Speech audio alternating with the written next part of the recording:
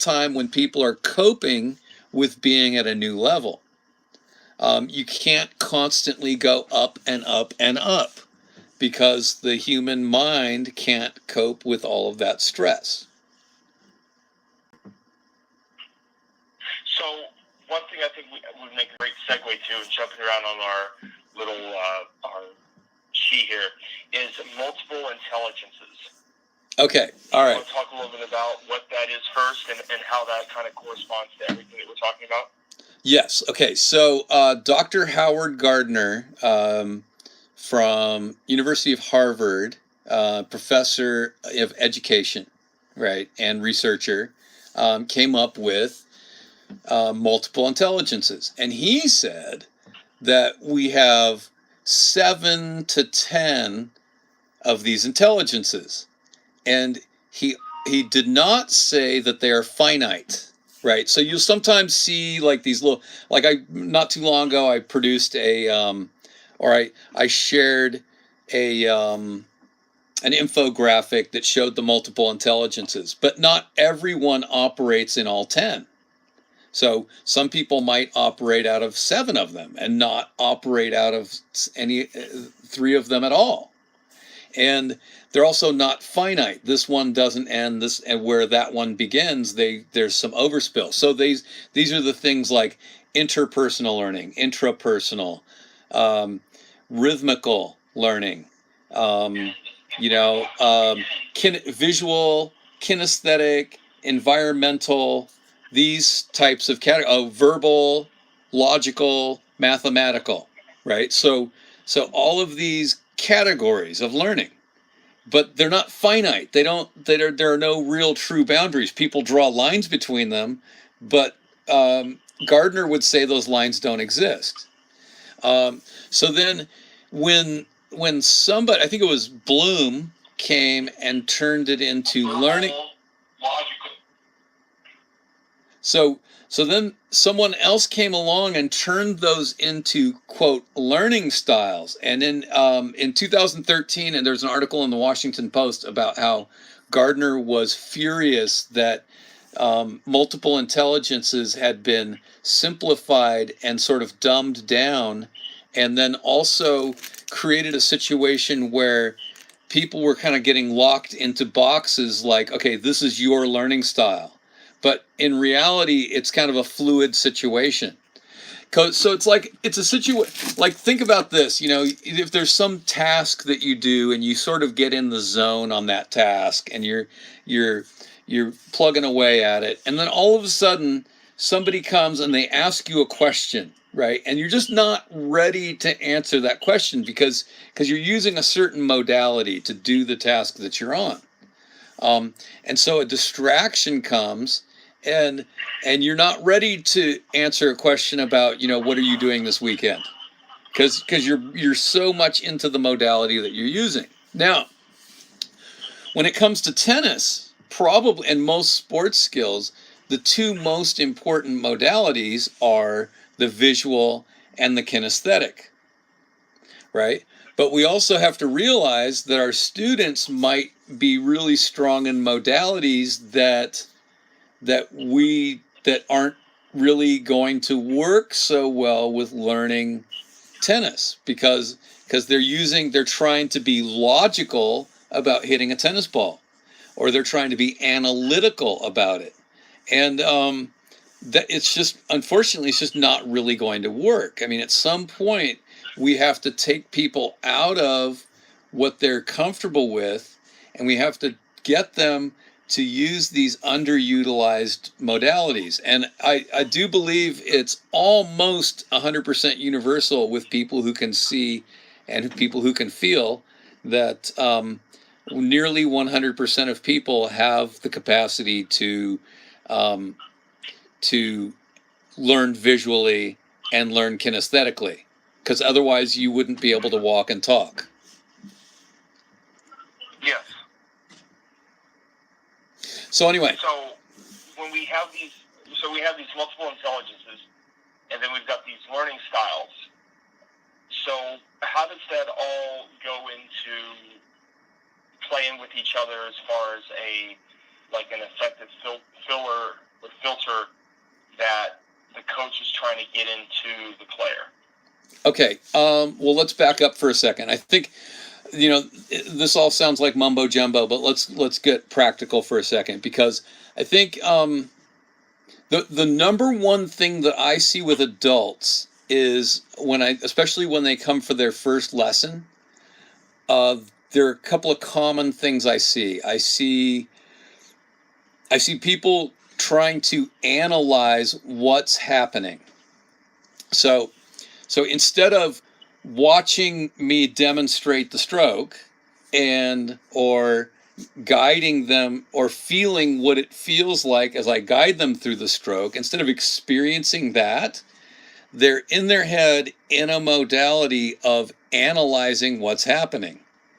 And it takes me a little while to get them to stop analyzing and just come to your senses. Just look at what I'm doing and let that image go in your brain, because then you'll be able to imitate that and feel, like, for instance, a serve motion, feel this inward rotation of the upper arm, right? Feel that, because then you'll be able to reproduce that feeling. And then another thing I see is people who seem to have a mental checklist in their mind, right? So because the coach teaches that way, okay, first get in a ready position, then turn your body, then bring the racket back, and then bring it to the contact point, to the follow through, and then all the way around, in the relaxation phase of the stroke. So then you have a student who's like, okay, I'm in my ready position, the ball's coming, okay, now I have to do this. Oh, the ball's gone. So while they're running through that checklist in their heads, then they can't hit. So their brain is so busy with their checklist, they can't see what they're doing and they can't feel what they're doing.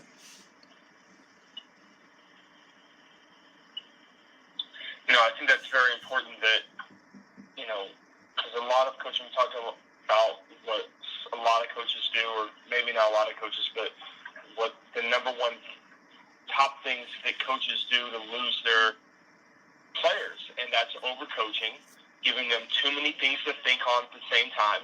I read somewhere that the average player can only focus on 1 to 3 things at one time.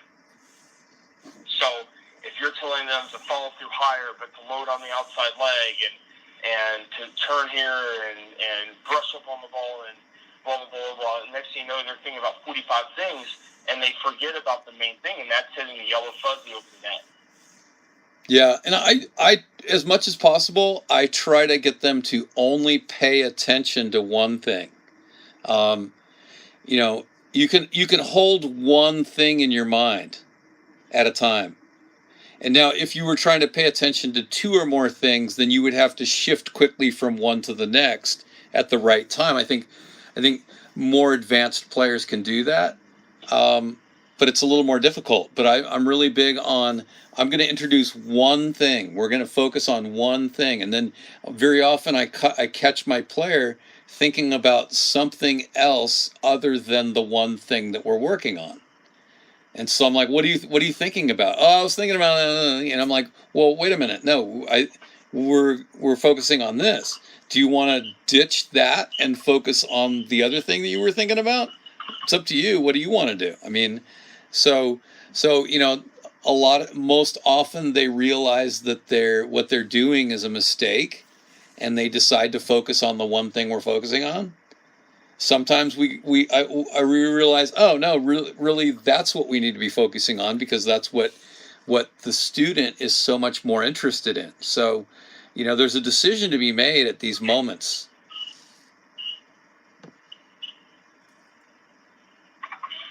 So then what's the next step that you go through, and when do you shift topics onto your player? Is it a percentage? Is it, because I know you're analytical sometimes, is it to where they feel like they have it? Where do you change? So say you're working on a follow through on a player and you have that stroke broke down and you're going through the ball field, when do you progress to the next thing they need to work on?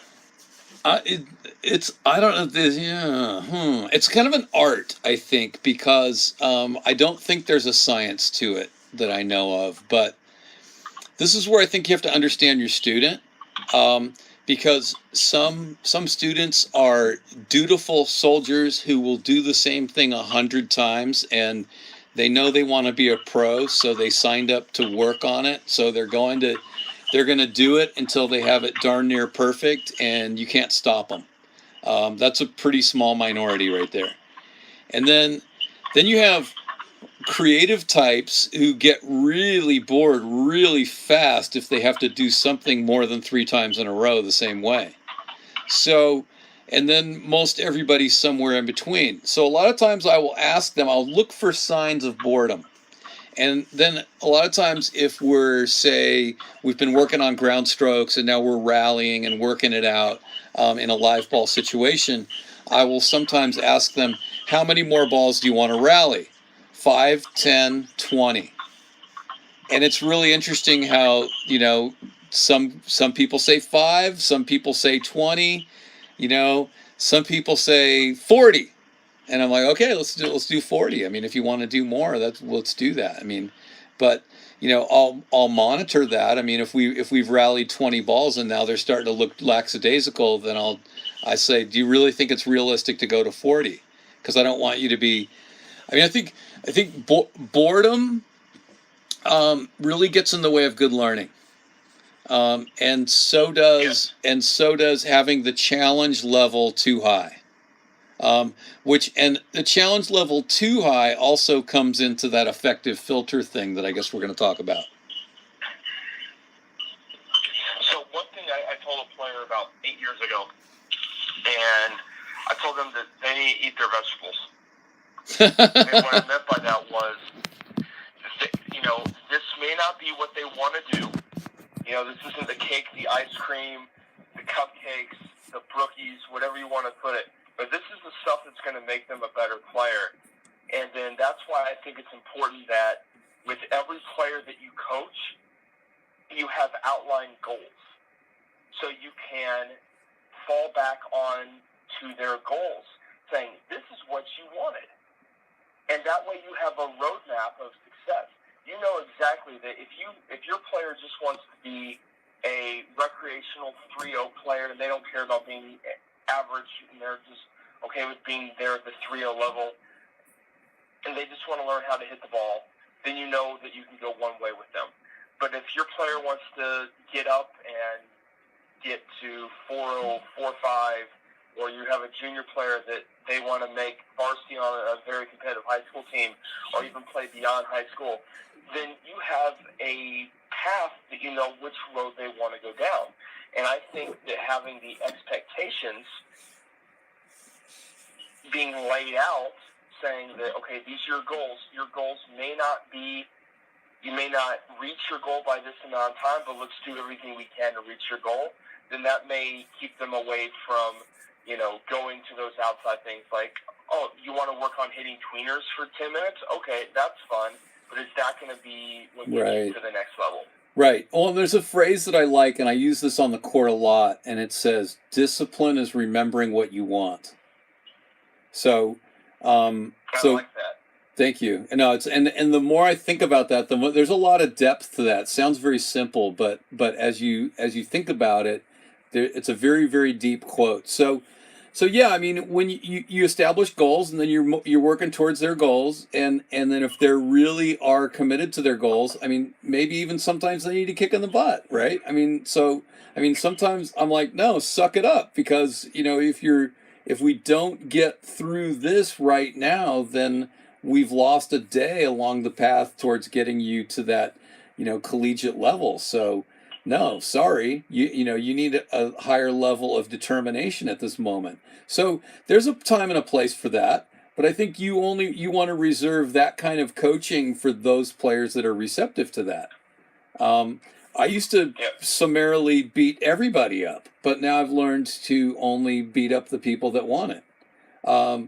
Yeah, I think the other day, the other day with a kid who comes to me quite often, I said, "No, look, you signed up for tough stuff. So if you didn't want it, you wouldn't be here. So don't act surprised that I'm acting like this because you told me you wanted to be this. So here we go."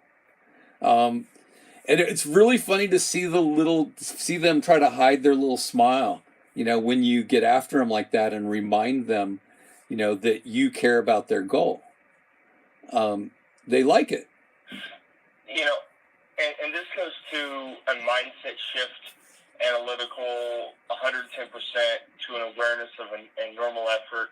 And I just want to kind of segue there to reach on this other bullet point that we had, is that you've got the player has to be the player the one is going to be the one that's ultimately driving the boat or driving the car down the road, and it's our job to help them get them there. We're the navigators, and there's a time and place to go 110%, but then also there may be some times that we just need to have a normal activity. You want to talk a little bit about that?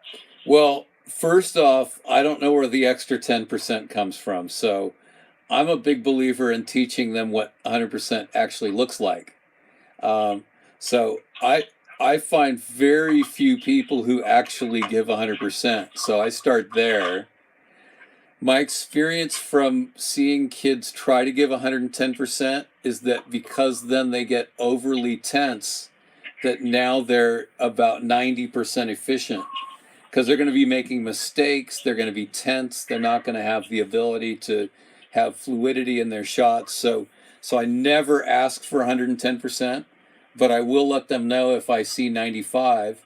And I also often say 95% effort is usually good for second place in the match.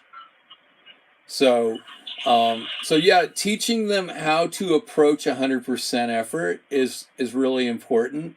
And then on a tennis court, that doesn't always mean running as fast as you can, because obviously there's acceleration and deceleration, and hitting a drop shot, with feathery touch is a different kind of 100% than hitting, 130-mile-an-hour serve. So, I heard this really great quote about speed is having a Ferrari does you no good when there's no brakes on it. You can only go as fast as what you can stop. Yeah. And yeah. If you put yourself out of position because you got there too fast and you're not able to slow down, adjust, and be set when you hit the ball, then that's problems. So, getting that extra effort, I won't say 110%, but getting that extra effort and running as fast as you can to every single ball. Now then, that may not be the best ploy for your game at all times. Like I said earlier, there's a time and a place for everything. Well, yeah, you have to put effort into the precision. I mean, so, we don't ever judge a brain surgeon on how quickly they did the surgery, and nor would we doubt that the best brain surgeon in the world is not giving 100% effort if it took him 10 hours instead of 9. So we have to evaluate people on the precision. Another thing I'll ask kids is, and it's really funny to watch kids answer this question: is it better to do more things poorly or less things better? And then they go, "Oh, less things better." I'm like, "Okay, and so does that mean go faster or slower?" And then the little light goes on in their brain that you actually have to be a little more mindful and go a little slower in order to have a higher quality of performance. So, it's not always about speed. Well, no, especially if you get into off-the-court training and you go with lifting weights. If you're going for strength, and you do a squat and you go down really fast up, that's a different type of training than if you go down slow and go slow back up and you really have a difficult thing. And also, you can't do as much weight because you're going slower. But then you're actually getting stronger with less weight because you are taking the time you're going down and you're engaging all those muscles and stabilizers while you're doing the So in different exercise. Different techniques create a different flavor of strength, a different quality of strength, because there's lots of different kinds of strength, right? So anyway, I'm live on Instagram, and that phone that I'm going live on Instagram on right now is going to die. So if you're watching on Instagram, I'm leaving shortly, but because my phone's going to die there. Anyway, so follow you on Facebook. Yeah, I'm live on my personal Facebook right now, and I'm also live on YouTube at the current moment while we're talking here. So, so we're ready to go on to the effective filter? Yes, please. Okay, all right. So, so there's a thing that that I, most of this stuff I learned in my teaching credential or while studying for a master's in education, and so. I mean, it's made me very rich as a coach, and I'm grateful for that.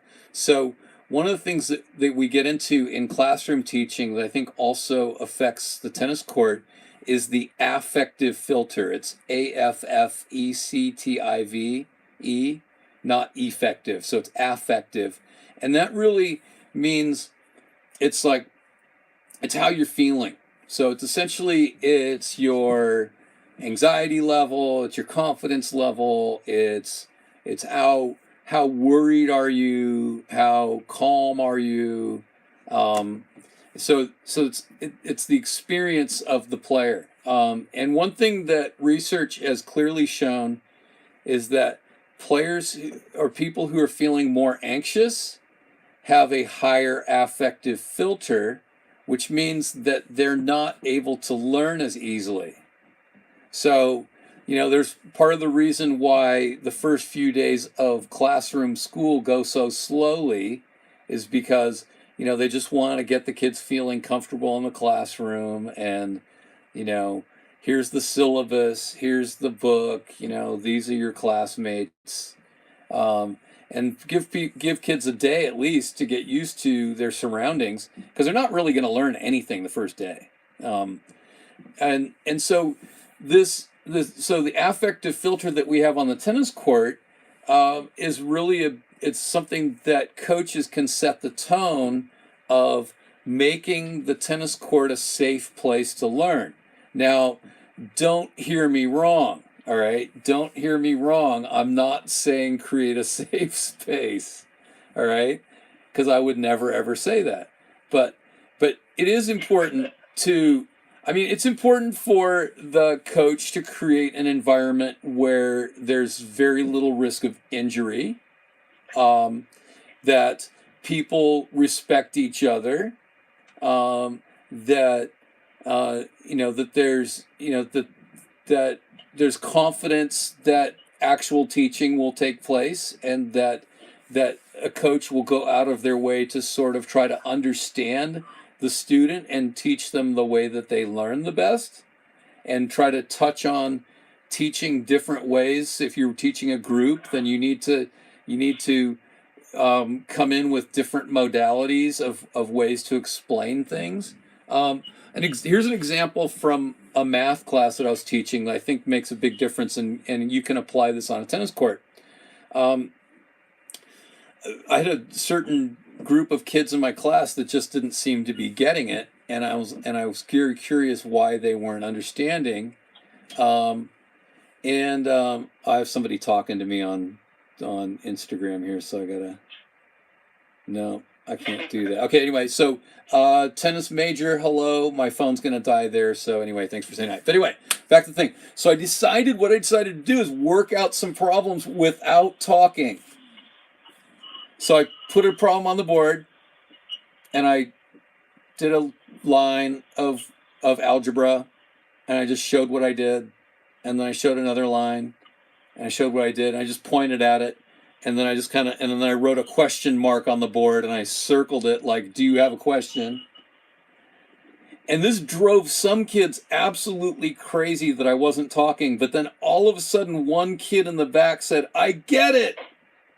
And my theory on that is that because that kid is has such a hard time processing verbally, that all their brain power's going into trying to decipher what I'm saying, and they can't even see what's happening because all the talk makes them anxious.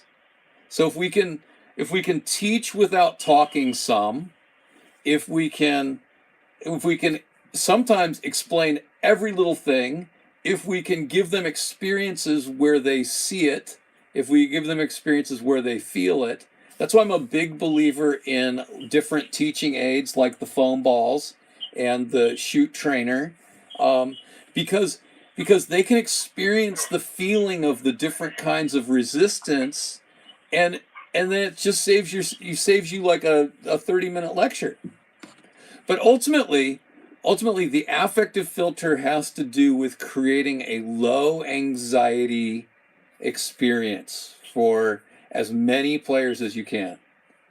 And then, as they get better, then taking them through higher and higher levels of anxiety level experiences, because you have to prepare them for the ultimate high anxiety experience, and that is playing with people watching. Because when you play the game and lots of people are watching and they see you miss and they can see the look on your face when you miss, that's a really high anxiety experience. So you have to build up to that, and you sort of have to inoculate your kids so that they can get through that.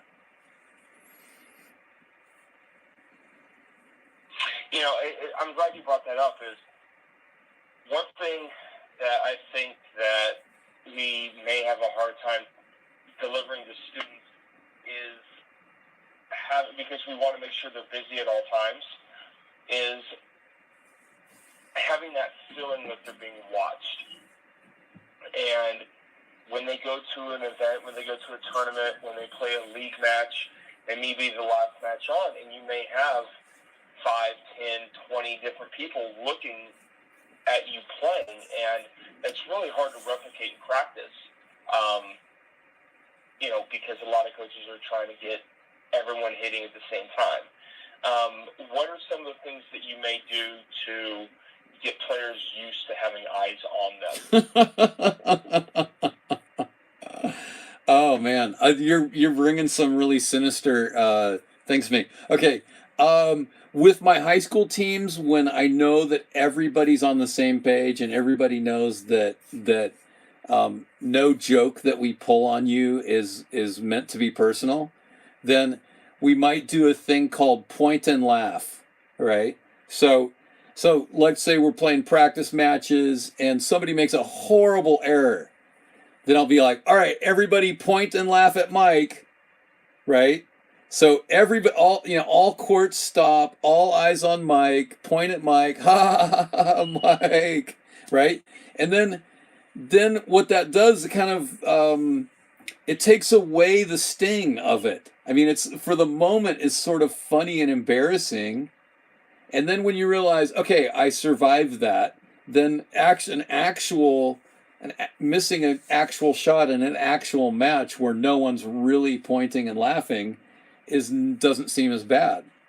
Another thing that I've done is I'll sit in the parking lot and with my car, and as people are hitting second serves, I'll honk the horn, especially if it's break point. And I'll do that because don't lie, you're just in your car, listening to music and being in the air conditioning. Right. Yeah. I mean, it's not something I do all the time, but it's good to have like an air horn or something, or say something ridiculous. Like, I guarantee you that if you did this 10 times, I'd be really surprised if they made 4 serves. But as someone's tossing the ball for their second serve, say monkey. Right? No, it is so difficult to make a second serve when somebody says monkey as you've tossed the ball. Because you're not expecting it. Monkey's a funny word just anytime. And then when that happens, then it's really tough to concentrate. So these little tricks of, helping them learn how to concentrate, because weird things do come up in matches. There can be a major distraction that happens in a match, and if you sort of inoculate them in a funny way, obviously there ought not to be too much riding on that match. And sometimes I get players who get really mad at me, and then we use that as a teachable moment too. But ultimately, when they realize that it's, tennis is a game, it's fun. We're supposed to be having fun doing this. If we win all our matches and win the championship, none of the people who were killed by their own country in the 20th century are coming back. There's not really a lot riding on this in reality, but yeah, we want to win the championship. We want to do our very best, but it's a game. Let's go play and have fun.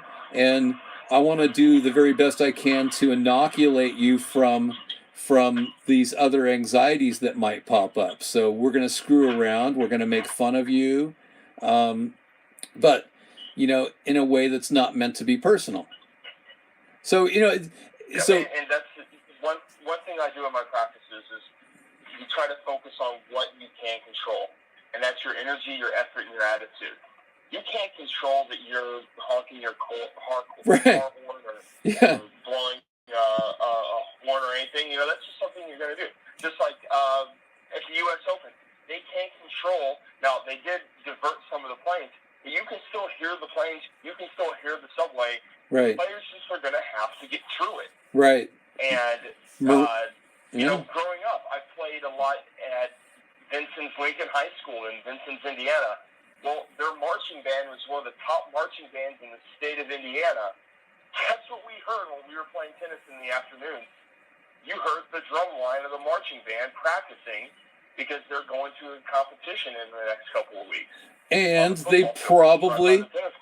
they probably practice a little closer to the tennis courts on game day. So what are you going to do about it? Absolutely. Yeah, you just enjoy the band. Here we go, party time. Who doesn't like a little music? So, yeah, you got to roll with it. And tennis, high school tennis has more of those, anxiety-inducing things than probably even college tennis, because I think colleges, by and large, have better facilities, more shielded from all the craziness of a high school campus, right? I've been to high schools. Or it could be the other way around. The tennis courts be located next to a dorm. Who knows? It could happen. Yeah, what's going to happen in a dorm? Yeah, I don't know how many times I've. You get college life. Yeah. Okay. So I think you get college life. The college students have no idea what the tennis match etiquette is. They yell across from one end of the complex to another end of the complex, yelling at somebody or some girl or whatever, and saying, "Hey, what's up?" And you can't control that. That's in the middle of your second serve. Right. Right. So, okay. So the affective filter for teachers is we do our best to bring the anxiety level down at first, and then help them hit it. So you may have the best ground strokes in the world, but if you don't know where to go and you can't get there, you're not